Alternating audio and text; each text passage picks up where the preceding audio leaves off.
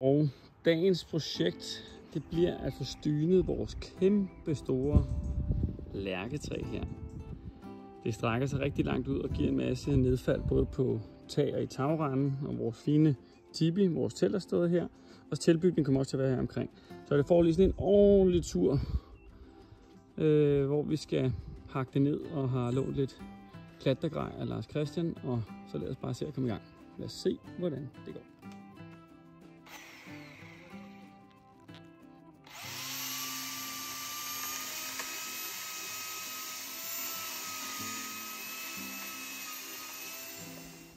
Og nu er vi et godt stykke oppe i træet her. Man kan da se, der er der sådan relativt meget snavs ned derfra. Jeg har det her dejlige udstyr på, så det ikke rører nogen steder. Og motorsaven, den kan også lige hænge der.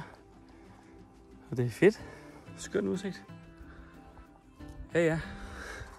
Vi kører. Nu skal vi til at prøve noget sjovt. Jeg prøver at tage dronen med op i træet.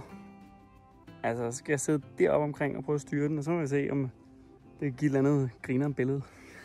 Og heldigvis var der ikke ret meget vind, så den kunne lige så stille og fokusere lidt, mens jeg prøver at skære en gren af her.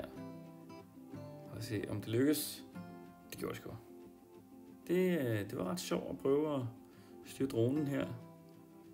Jeg er blevet relativt godt stynet. Og man ser det her billede, så skal jeg alligevel lidt højt op.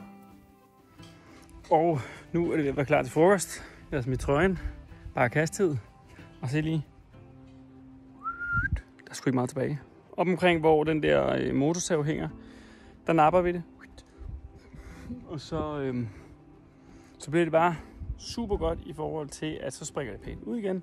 Og kommer ikke til at give så meget nedfald på vores sommerhustag, vores tipi og vores nye tilbygning. Så det er jo bare skønt. Og nu man alligevel havde den i gang, så kunne man lige så godt lige prøve at få lidt mere video.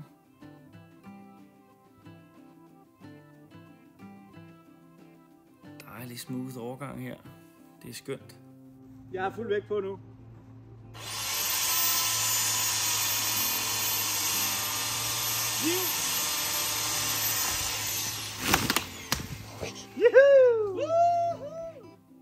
Det var så dagens projekt med det store lærketræ, og det er da i hvert fald blevet klippet godt til. Vi er meget spændte på, hvordan det springer ud, men jeg tror nok, det skal blive godt.